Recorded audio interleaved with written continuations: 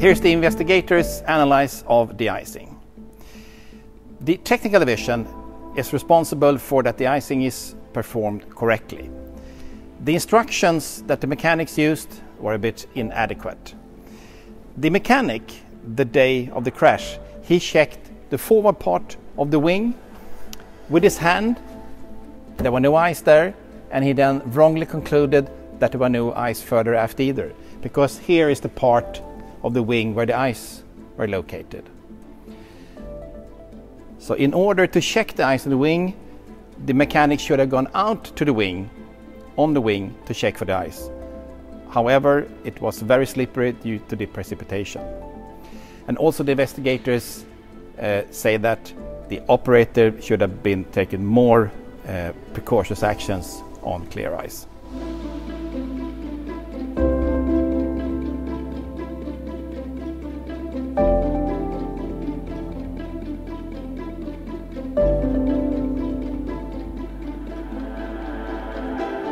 The investigators' conclusions. The operator had inadequate routines for checking and removing clear ice.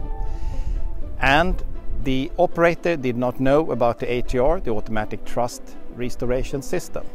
The emergency malfunction checklist did not contain any information about speeds with both engines out of service. The pilots were not trained to handle an engine surge or pumping or stalling either. And the pilots did not use the emergency malfunction checklist. Why airplanes crash analysis of the pilots?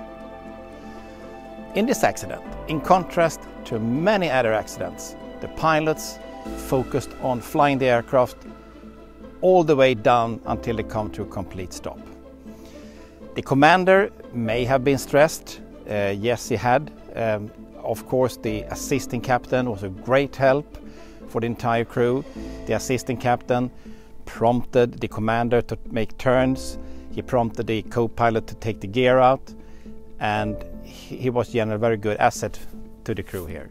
We must also bear in mind that during those 4 minutes and 7 seconds, they were in clouds for almost all the time.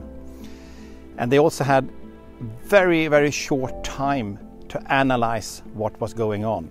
I mean, in those 4 minutes, to analyze the engines, it's a big job. So, in my opinion, the pilots handled this extremely well.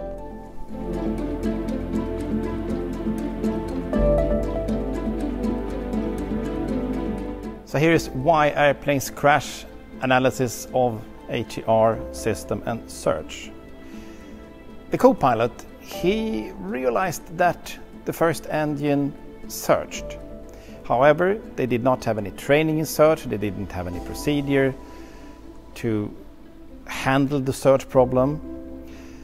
It's very important that when you have a surge, that you immediately reduce the effect, use the throttle on the affected engine, you analyze the situation and slowly advance it again.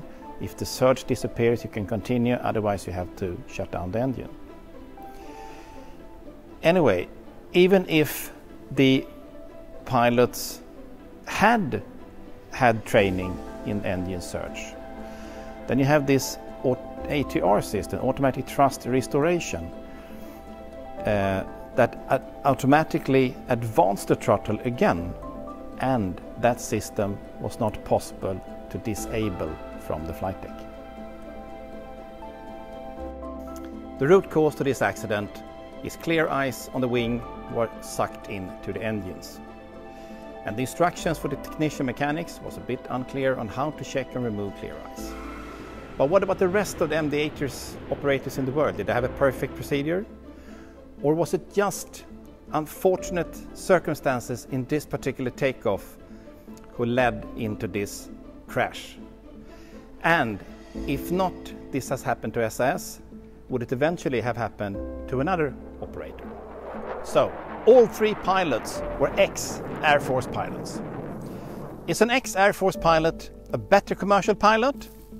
Not necessary. But however, they are evaluated and they are trained to sustain huge stress, huge press, under really high workload, and still focusing on their task. In my opinion, the pilots worked as a team. They had good CRM, they had good situational awareness, and I would say that is from the culture in the company, also from the culture and attitudes in the Scandinavian countries, which is generally good. Of course, they had a bit of pure luck. When they broke out of cloud, 30 seconds before impact, that there were a field in front of them. There could have been rocks or whatever, but it wasn't. But it's not only luck, it's also because of the evaluated, well-trained pilot with a good attitude, working for an operator with a just culture, and an operator also who encouraged the commander and his crew to use his own good skills.